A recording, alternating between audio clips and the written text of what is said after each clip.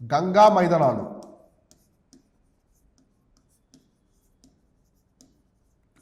So Ganga మైదానాలు అనమాట. So Ganga మైదానాల గురించి ఇప్పుడు మనం డిస్కస్ చేసుకుందాం. అయితే ప్రధానంగా ఈ యొక్క పంజాబ్ ప్లెయిన్స్, ప్రీవియస్గా మనం చెప్పుకున్నటువంటి పంజాబ్ ప్లెయిన్స్లో ఏ నదుల వల్ల ఏర్పడ్డాయి? సింధు నది మరియు దాని యొక్క ఉపనదుల యొక్క కలయికతో ఏర్పడ్డాయి అనమాట అవన్నీ కూడా. అయితే ఇక్కడ గంగా ప్లెయిన్స్ వచ్చేసి బిట్వీన్ గంగా అండ్ యమునా అనమాట. క్యాచ్మెంట్ ఇన్ ది వెస్ట్, ఆ Bangladesh border in the east అనమాట. వీటి యొక్క సరిహద్దులు చూద్దాం ఒకసారి. వీటి యొక్క సరిహద్దులు చూసుకుంటే Yamuna catchment west side Yamuna నది ఉంది కదా, యమునా వెస్ట్ సైడ్ వచ్చేసి యమునా ప్రాంతం అనమాట, యమునా నది ప్రాంతము. సో అదే మనకి ఈస్ట్ సైడ్ వచ్చేసి ఏంటంట బంగ్లాదేశ్ బోర్డర్. సో బంగ్లాదేశ్ ఉంది కదా, ఈ బంగ్లాదేశ్ సరిహద్దు అనమాట. సో బంగ్లాదేశ్ సరిహద్దు వరకు ఉండే ఈ ప్లెయిన్స్ మొత్తాన్ని ఏమంటామంటే గంగా ప్లెయిన్స్ అని చెప్పేసి పిలుస్తాం, గంగా మైదానాలు అని చెప్పేసి పిలుస్తాం అనమాట. అంటే యమునా క్యాచ్మెంట్, యమునా దగ్గర నుంచి అక్కడ వరకు బంగ్లాదేశ్లో సరిహద్దు వరకు మన బంగ్లాదేశ్ అలానే మన భారతదేశం ఉంది కదా, భారతదేశానికి బంగ్లాదేశ్ మధ్యలో ఉండే సరిహద్దు వరకు ఉండే ప్లెయిన్స్ మొత్తాన్ని గంగా ప్లెయిన్స్ అంటారు. అది బీహార్ కావచ్చు, పశ్చిమ బెంగాల్ కావచ్చు, మనకి జార్ఖండ్ కావచ్చు, తర్వాత ఉత్తరప్రదేశ్, ఈ మొత్తం ప్రాంతాన్ని గంగా ప్లెయిన్స్ కింద తీసుకుంటారు అనమాట. అయితే ఏ రాష్ట్రాలు కవర్ అవుతాయి? సో ఇందులో మనం ప్రధానంగా చూస్తే ఈ గంగా మైదానాలు ఏ రాష్ట్రాలు ఉన్నాయంటే హర్యానా. సో ఏ ఉన్నాయంట హర్యానా, నెక్స్ట్ మనకి మన ఢిల్లీ, సో కేంద్రపాలిత ఢిల్లీ ఒకటి, నెక్స్ట్ ఉత్తరప్రదేశ్, సో ఎక్కువ జనాభా ఉన్నటువంటి ఉత్తరప్రదేశ్, సో బీహార్ ఎక్కువ జనసాంద్రత ఉన్నటువంటి రాష్ట్రం బీహారు, పోర్షన్ ఆఫ్ జార్ఖండ్. అయితే జార్ఖండ్లో కొన్ని ప్రాంతాలు మాత్రమే, అన్నీ కాదు. సో జార్ఖండ్లో కొన్ని ప్రాంతాలు మాత్రమే ఉంటాయి. అలానే పశ్చిమ బెంగాల్లో కూడా కొన్ని ప్రాంతాలు ఉంటాయి, పశ్చిమ బెంగాల్. సో పశ్చిమ బెంగాల్, సో ఇలా అనమాట. ఈస్ట్ వైపు పశ్చిమ బెంగాల్, మనకి వెస్ట్ వైపు హర్యానా ఉంటుంది. ఈ రాష్ట్రాల్లో ఈ ప్రాంతాల్లో ఈ గంగా మైదానాలు అనేవి విస్తరించి ఉన్నాయన్నమాట. సో గంగా మైదానాలు అనేవి ఇక్కడ విస్తరించి ఉన్నాయి. కాబట్టి హర్యానా, ఢిల్లీ, ఉత్తరప్రదేశ్, బీహారు, జార్ఖండ్, పశ్చిమ బెంగాల్ ఈ రాష్ట్రాల్లో కొన్ని ప్రాంతాల్లో సో ఇక్కడ మొత్తం కూడా గంగా ప్లెయిన్స్ అనేవి విస్తరించి ఉన్నాయి. మనకి పంజాబ్ ప్లెయిన్స్ మన రాష్ట్రంలో చూసుకుంటే మన దేశంలో పంజాబ్, హర్యానాలో ఉన్నాయి, చాలా భాగం పాకిస్తాన్లో ఉంది. కానీ ఇక్కడ గంగా ప్లెయిన్స్ బంగ్లాదేశ్లో కూడా ఉన్నాయి, బంగ్లాదేశ్లో కూడా కొంత ప్రాంతంలో ఉన్నాయి. ఇక్కడ కలుస్తాయి నదులన్నీ కూడా, అవి పక్కన పెట్టేద్దాం, మనకి అవసరం లేదు, మళ్ళీ చూద్దాం డ్రైనేజ్ సిస్టంలో. ఇక్కడ మొత్తం మనం చూసుకుంటే హర్యానా దగ్గర నుంచి పశ్చిమ బెంగాల్ రాష్ట్రం వరకు, బంగ్లాదేశ్ సరిహద్దు వరకు ఈ గంగా ప్లెయిన్స్ అనేవి విస్తరించి ఉన్నాయన్నమాట. So Ganga Brahmaputra delta is the world's largest delta. అయితే మనకి గంగా బ్రహ్మపుత్ర, సో గంగా బ్రహ్మపుత్ర, ఈ గంగా బ్రహ్మపుత్ర డెల్టా వచ్చేసి మనకి మైదానం ఎక్కడ ఉంటుందంటే బంగ్లాదేశ్లో ఉంటుంది. సో బంగ్లాదేశ్లో ఉంటుంది. ఈ మైదానం అనేది ప్రపంచంలోనే అతిపెద్దది అనమాట. సో గంగా నది మన పశ్చిమ బెంగాల్ నుంచి బంగ్లాదేశ్లో ఎంటర్ అవుతుంది. అలానే ఈ యొక్క బ్రహ్మపుత్ర కూడా అస్సాం నుంచి, దిబ్రీ నుంచి బంగ్లాదేశ్లోకి వస్తుంది. రెండు కలుస్తాయన్నమాట, కలిసి సముద్రంలో వెళ్తాయి కదా. అక్కడ ఏర్పడేటువంటి మైదానం అనేది ప్రపంచంలోనే బిగ్గెస్ట్ అనమాట. ఇక్కడ చూడండి, ఇది సో ఇక్కడ మనకు కనిపిస్తుంది కదా. సో ఎంత ఈ మైదానం మొత్తం కూడా ప్రపంచంలోనే అతిపెద్ద మైదానం, చాలా సారవంతమైన నేలలు ఉంటాయి ఇక్కడ. కాబట్టి గుర్తుపెట్టుకోండి, వరల్డ్స్ లార్జెస్ట్ డెల్టా, ప్రపంచంలో అతిపెద్ద మైదానం వచ్చేసి ఏదంటే గంగా బ్రహ్మపుత్ర. సో గంగా నది చాలా పెద్ద నదులైనటువంటి గంగా నది, బ్రహ్మపుత్ర నది ఏర్పరిచే మైదానమే ఈ ప్రపంచంలో అతిపెద్ద మైదానం అనమాట. ఓకేనా? సో ఈ విధంగా గంగా ప్లెయిన్స్ అనేవి ఈ రాష్ట్రాల్లో విస్తరించున్నాయి. ఈ విధంగా బంగ్లాదేశ్లో ఎంటర్ అయిపోతాయి. సో గంగా నది, బ్రహ్మపుత్ర బంగ్లాదేశ్ ఎంటర్ అయ్యి ఒక పెద్ద మైదానాన్ని ఏర్పరుస్తాయి అనమాట. సో ఇప్పుడు మనం గంగా ప్లెయిన్స్ సంబంధించి చూస్తే ప్రధానంగా ఇక్కడ చూడండి, Sundarbans tidal forest cover large portion of the coastal delta. అంటే మనకి తీర ప్రాంత మైదానం ఉంది. సో గంగా నదికి సంబంధించి తీర ప్రాంత మైదానం ఉందన్నమాట. ఈ తీర ప్రాంత మైదానంలో ప్రధానంగా ఉండేవి సుందరబన్స్ అంటాం. సుందరబన్స్ అనేవి ఏంటంటే మడ అడవులు, మ్యాంగ్రూవ్ ఫారెస్ట్ అంటాం. సో మడ అడవులు ప్రపంచంలో ఉన్నటువంటి single largest stretch of mangroves అనమాట. సో మ్యాంగ్రూవ్స్ ఇవి. సో మడ అడవులు ఇక్కడ ఈ తీర ప్రాంత మైదానంలో ఉంటాయి. సో గంగా ప్లెయిన్స్లో ఉన్నటువంటి తీర ప్రాంతం, అంటే గంగా ప్లెయిన్స్కి తీర ప్రాంతం ఉంది కదా, బే ఆఫ్ బెంగాల్, అక్కడ ఏర్పడతాయి అనమాట ఈ సుందరబన్స్. ఈ సుందరబన్స్ అనేవి రెండు దేశాల్లో ఉన్నాయి. సో ఒకటి మన ఇండియాలో ఉన్నాయి, అలానే బంగ్లాదేశ్లో కూడా ఉన్నాయి అనమాట. అయితే పెద్ద మొత్తంలో బంగ్లాదేశ్లోనే ఉన్నాయి, ఎక్కువ శాతం బంగ్లాదేశ్లోనే ఉంటాయి. ఈ బంగ్లాదేశ్లో ఉన్నటువంటి సుందరబన్స్ అనేవి ప్రపంచంలోనే, అంటే మన ఇండియాలో కూడా ఉన్నాయి, వెస్ట్ బెంగాల్లో. ఈ సుందరబన్స్ మొత్తం ప్రపంచంలో ఉన్నటువంటి లార్జెస్ట్ మ్యాంగ్రూవ్ సైట్స్ అనమాట. అంటే సింగిల్ స్ట్రెచ్, ఒకే స్ట్రెచ్గా చూసుకుంటే అతిపెద్ద మడ అడవులు, భారతదేశంలో ప్రపంచంలో విస్తరించినటువంటి అతి పొడవైన మడాడువులు అనమాట ఎక్కువ భాగంలో. అలానే ఈ సుందరబన్స్ అనేవి చాలా ఫేమస్ అనమాట. మనకి Sundarban national park, biosphere reserve ఇవన్నీ ఉంటాయి. ఇక్కడ మనకి రాయల్ బెంగాల్ టైగర్ ఉంటుంది. So royal Bengal tiger, so ప్రధానంగా ఇక్కడ కొన్ని ఎనిమల్స్ ఉంటాయన్నమాట. So royal Bengal tiger, so royal Bengal tiger ఒకటి, మగ్గర్ క్రోకోడైల్, సో ఏముంటాయంట ఇంకా mugger crocodile, so monitor lizard, so monitor lizard ఉడుములాగా ఉంటుంది అన్నమాట. మానిటర్ లిజార్డ్, ఫిషింగ్ క్యాట్ అనేది వెస్ట్ బెంగాల్ యొక్క రాష్ట్ర జంతువు. ఇవన్నీ ఉంటాయన్నమాట ఇక్కడ మనకు కనిపిస్తాయి. సో ఇవేంటివి royal Bengal tiger, mugger crocodile, monitor lizard, fishing cat, ఇంకా చాలా పక్షులు, చాలా వివిధ రకాలైనటువంటి పక్షులు, జంతువులు అన్నీ కూడా మనకి సుందరబన్స్లో ఉంటాయన్నమాట. సో రాయల్ బెంగాల్ టైగర్ అనేది బంగ్లాదేశ్ యొక్క జాతీయ జంతువు. సో మన దేశం వచ్చేసి tiger. So royal Bengal tiger అనేది బంగ్లాదేశ్ యొక్క జాతీయ జంతువు అనమాట. ఓకేనా? కాబట్టి ఈ విధంగా సుందరబన్స్ అనేవి బంగ్లాదేశ్కి మన భారతదేశానికి సంబంధించిన సరిహద్దులో ఉంటాయన్నమాట. ఈ సుందరబన్స్ ఎగ్జాక్ట్లీ ఈ గంగా ప్లెయిన్స్, గంగా మైదానాలు తీర ప్రాంతం దగ్గర ఈ విస్తరించి ఉంటాయి. సో కాబట్టి ఇక్కడ చూడండి, ఒక్కసారి మనం ఈ గంగా ప్లెయిన్స్కి సంబంధించినటువంటి ప్రాంతాలు చూసాం కదా, ఎక్కడెక్కడ విస్తరించి ఉన్నాయి, ఎంతవరకు ఉన్నాయని. మనకి వెస్ట్ వైపు హర్యానా దగ్గర నుంచి, యమునా దగ్గర నుంచి ఈస్ట్ వైపు బంగ్లాదేశ్ బోర్డర్ వరకు ఉన్నాయన్నమాట. అయితే ఇందులో కొన్ని టెర్మినాలజీస్ ఉంటాయి, కొన్ని టర్మ్స్ అనమాట, ఎగ్జామినేషన్ పరంగా చాలా ఇంపార్టెంట్. కొన్ని ఏర్పడతాయి అనమాట గంగా ప్లెయిన్స్లో. అవేంటంటే మనకి బాబరు, టరాయి, బంగారు, కాదరు, లీవ్స్, ఇంకా మనకి కొన్ని ఉంటాయన్నమాట. కంకర అని చెప్పేసి ఇలా పిలుస్తారు, కల్లర్ అని కొన్ని పిలుస్తారు.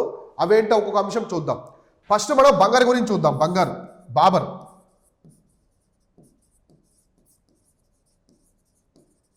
సో బాబర్ గురించి చూద్దాము. సో ఈ యొక్క గంగా ప్లెయిన్స్లో ఈ కొన్ని టెర్మినాలజీస్ ఉంటాయన్నమాట, చాలా ఇంపార్టెంట్. ఇందులో ఫస్ట్ మనం బాబర్ గురించి చూస్తే, సో బాబర్ అంటే ఇవి పుట్టిల్స్ ఆఫ్ అనమాట. మన శివాలిక్స్ ఉన్నాయి కదా, శివాలిక్స్ యొక్క పుట్టిల్స్ అంటారు వీటిని.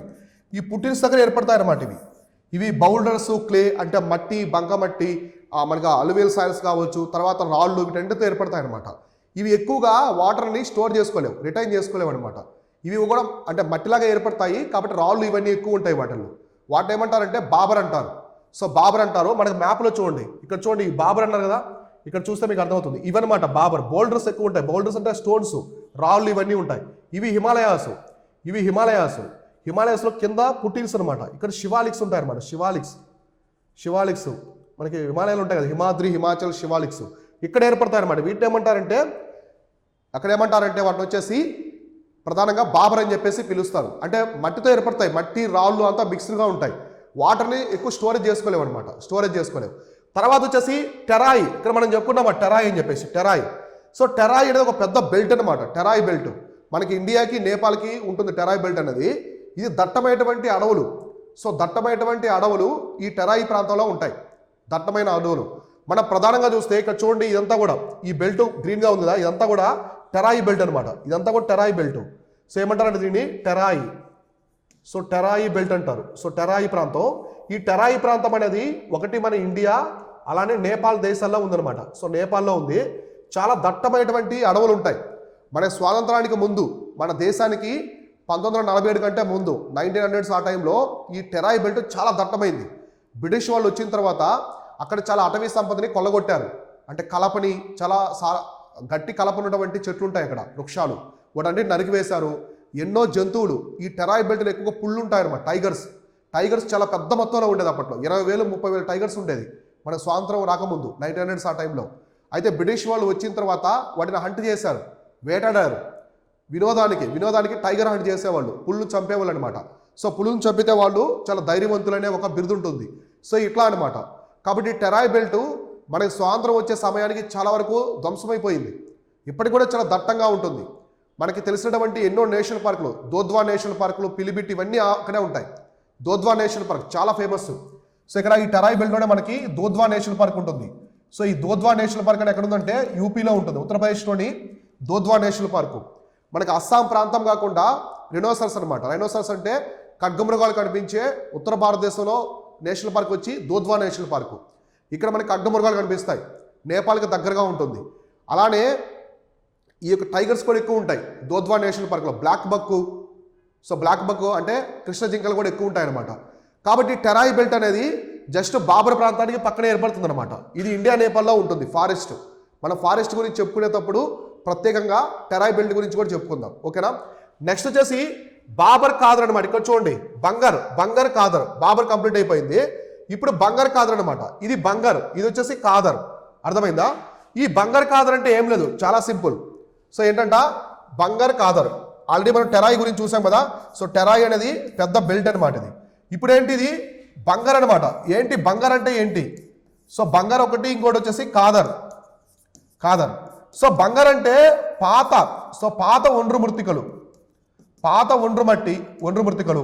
ఖాదర్ అంటే కొత్తగా ఏర్పడినటువంటివి. సో కొత్తగా ఏర్పడినటువంటి ఒండ్రు మట్టి. సో ఇక్కడ మనం గమనిస్తే ఈ రివర్స్ వస్తాయి, హిమాలయ ప్రాంతాల నుంచి నదులనే వస్తాయన్నమాట. ఈ నదులు వచ్చే క్రమంలో అవి సెడిమెంట్స్ తీసుకొస్తాయి కదా, మట్టిని తీసుకొస్తాయి రివర్స్ అనేవి. ఆల్రెడీ ఈ ప్రాంతంలో గంగా మైదానంలో ఏర్పడినటువంటి పాత అల్లువిల్ సాయిల్స్, ఆల్రెడీ ఉన్నటువంటి అల్లువిల్ సాయిల్స్ ఉంటాయి కదా, ఇక్కడ ఉన్నాయి చూడండి. ఇక్కడ ఉన్నటువంటి వాటిని ఏమంటారంటే బంగర్ అంటారు.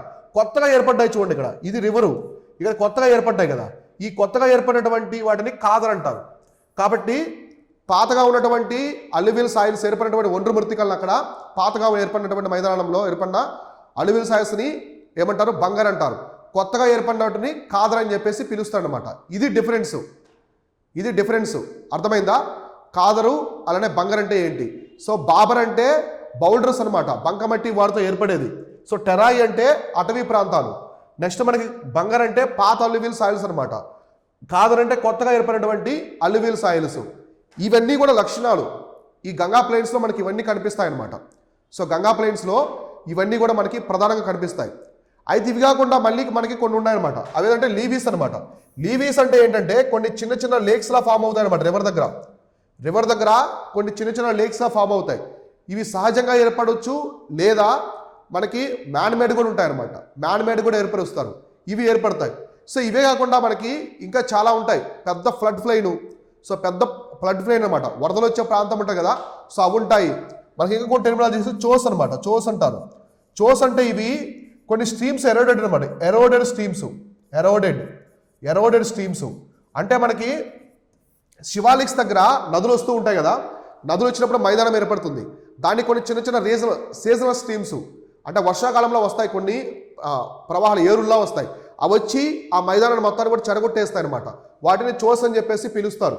ఇవే కాకుండా మనకి ఇంకా దాయాస్ అంటారు. సో దాయాస్ అంటే ఫ్లడ్ ప్లెయిన్ అనమాట. సో ఫ్లడ్ ప్లెయిన్స్ అని కొన్ని ఉంటాయి. సో వరదలు వచ్చే ప్రాంతాలు. సో మనకి నది ఎక్కువ పొంగిందనుకోండి, వరదలు వస్తాయి కదా. సో వరదలు వచ్చే ప్రాంతాలు ఇక్కడ ఫ్లడ్ ప్లెయిన్స్ ఉంటాయి, అవి కావచ్చు, ఇలా ఉంటాయి అనమాట. కాబట్టి ఇటువంటివి. ఇవే కాకుండా మనకి కల్లర్ అంటారు. ఇంకో టెర్మినాలజీస్ కల్లర్. సో కల్లర్ అంటే సెలైన్ సాయిల్స్ అనమాట. ఎక్కువ వాటర్ ఉండడం వల్ల మట్టి అనేది ఉప్పుగా మారిపోతుంది, లవణీయత పెరిగిపోతుంది. ఈ లవణీయత పెరిగిపోయేదాన్ని కల్లర్ అని చెప్పేసి పిలుస్తారు. సో కల్లర్ అని చెప్పేసి పిలుస్తాడు అనమాట.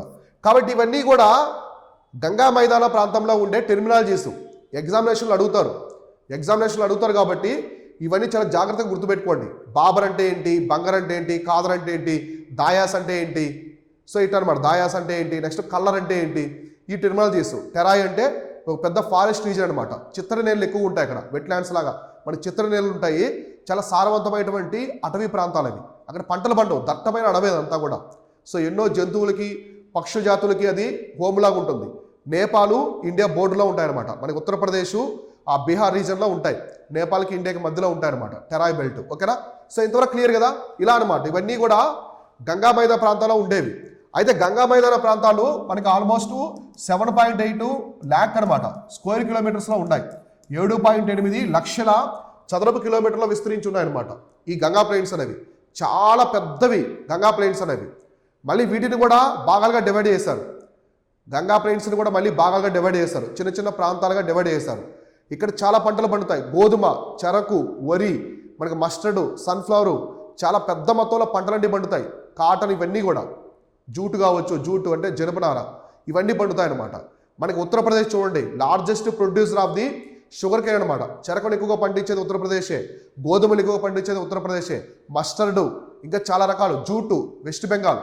గంగా ప్లెయిన్స్ ఉన్నటువంటి పశ్చిమ బెంగాల్ భారతదేశమే కాకుండా ప్రపంచంలోనే పెద్ద మొత్తంలో జూటుని, జనపనార, గోల్డెన్ ఫైబర్ అంటాం కదా, జనపనాన్ని పండిస్తుంది. మన ఆ జూట్ బ్యాగ్స్ వస్తాయి కదా, అట్లా అనమాట. మనకి రేషన్లో ఇస్తారు కదా, రైస్ తీసుకొస్తారు జూట్ బ్యాగ్స్. ఇప్పుడు జూట్ బ్యాగ్స్ చాలా తయారు చేస్తున్నారు, ఎన్విరాన్మెంట్ ఫ్రెండ్లీ కాబట్టి. ఇలా అనమాట. ఇది గంగా మైదానానికి సంబంధించింది. అయితే గంగా మైదానాన్ని మళ్ళీ కొన్ని చిన్న చిన్న ప్రాంతాలుగా డివైడ్ చేశారు. గంగా మైదానాన్ని కొన్ని చిన్న చిన్న ప్రాంతాలుగా డివైడ్ చేశారు. అవేంటంటే మొట్టమొదటిది రోహిల్ఖండ్.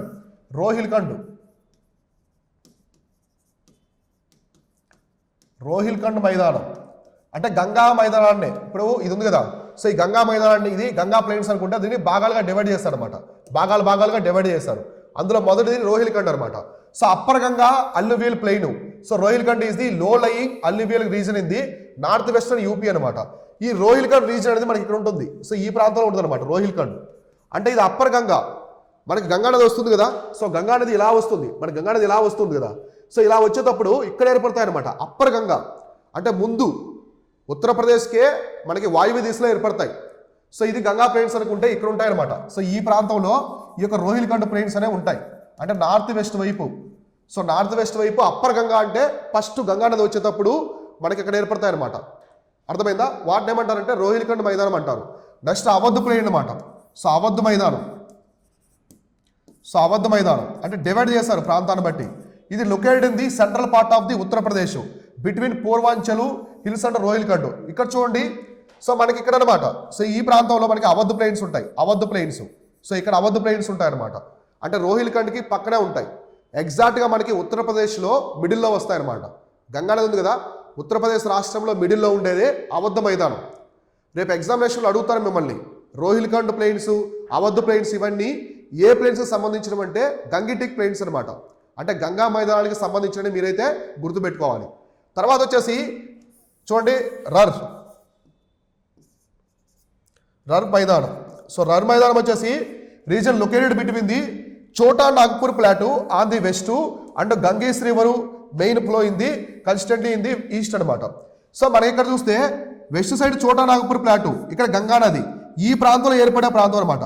సో ఇక్కడ ఏర్పడేది, ఈ ప్రాంతంలో ఏర్పడేదే ఈ యొక్క రర్ ప్లెయిన్ అనమాట. ఇది చోటా నాగ్పూర్ ప్లాటూ, ఇది వచ్చేసి గంగా రివరు, ఇది గంగా రివరు ఇక్కడ ఏర్పడుతుంది అనమాట. సో దీన్ని రర్ ప్లెయిన్ అంటారు, రర్ మైదానము. ఇవన్నీ కూడా గంగా మైదానంలో భాగాలే. సో గంగా మైదానంలో భాగంగా ఉంటాయి. Rohilkhand plain, Awadh plain, రర్ plain ఇవన్నీ కూడా గంగిటిక్ ప్లెయిన్స్లో భాగాలే అనమాట. ప్రాంతాన్ని బట్టి వీళ్ళు డివైడ్ చేసుకున్నారు. ఇక్కడ ఉంటారు అనమాట, ఇక్కడ ఏర్పడుతుంది, చోటా నాగ్పూర్ ప్లాటూ, ఇక్కడ ఏర్పడుతుంది అనమాట. సో అర్థమైందా? ఇలా ఈ గంగా మైదానాలు డెన్సిటీ అనమాట, పాపులేషన్ డెన్సిటీ గుర్తుపెట్టుకోండి. పాపులేషన్ డెన్సిటీ ప్రపంచంలో ఎక్కువగా పాపులేషన్ డెన్సిటీ ఉన్న ప్రాంతాలు వచ్చేసి గంగిటిక్ ప్లెయిన్స్ అనమాట. సో గంగిటిక్ ప్లెయిన్స్, గంగా మైదానాలు ప్రపంచంలో ఎక్కువ శాతం జనాభా కోట్లలో ఉంటారు. సో కోట్లలో ఇప్పుడు యూపీ బీహార్ ప్రాంతంలో 30 కోట్ల మంది జనాభా ఉంటారు. 30 కోట్ల మందికి పైగా జనాభా ఉన్నారు. సో అర్థమైందా? 30 కోట్లు ఒక యూపీ బీహారే. మొత్తం గంగిటిక్ ప్లెయిన్స్లో ఆల్మోస్ట్ మనం చూసుకుంటే మన దేశంలో ఉన్నటువంటి పాపులేషన్లో 50 crores పాపులేషన్ అక్కడే ఉంటారు. 50 కోట్ల మందికి పైగా ఈ ప్లెయిన్స్లోనే ఉంటారు మైదానాలలో. అంతా సారవంతమైనటువంటి నేళ్ళు ఉన్నాయి, నదులున్నాయి, మంచి నదులున్నాయి, సారవంతమైన నేళ్ళున్నాయి, పంటలు పండుతున్నాయి. ఆ ప్రాంతాన్ని వదిలి ఎందుకు వెళ్తారు? వాళ్ళకి జీవితానికి, ఆ ఆహారానికి అన్నిటికీ కొదవలేదనమాట. అక్కడ సమృద్ధిగా ఉంది, అన్నీ కూడా పెరినియల్ రివర్స్, జీవనదులు. మంచు కరుగుతుంది, నదుల్లో వాటర్ ప్రవహిస్తూనే ఉన్నాయి. సో ఇలా అనమాట. మన గంగా నది వైపున చూస్తే ఎన్నో నగరాలు, ప్రముఖ పుణ్యక్షేత్రాలు, వారణాసి, అలహాబాద్, ప్రయాగ్రాజ్ ఇలా చాలా ఉన్నాయి. కాబట్టి ఇవి గంగిటిక్ ప్లెయిన్స్కి సంబంధించి అనమాట. చాలా గొప్పవి ఈ ఉత్తర మైదానాలు అనేవి. ఎగ్జాక్ట్గా మనం ఇండియాలో చూసుకుంటే మనకి నార్త్ వైపు హిమాలయాస్ ఉంటాయి, తర్వాత వచ్చి ఈ గంగిటిక్ ప్లెయిన్స్ ఉంటాయి అనమాట. ఇవన్నీ కూడా గంగిటిక్ ప్లెయిన్స్ ఉంటాయి. తర్వాత వచ్చేసి పెనిన్సులర్ ప్లాటూ ఉంటుంది. ఇలా పెనిన్సులర్ ప్లాటూ ఉంటుంది అనమాట. అంటే ద్వీపకల్ప పీఠభూమి.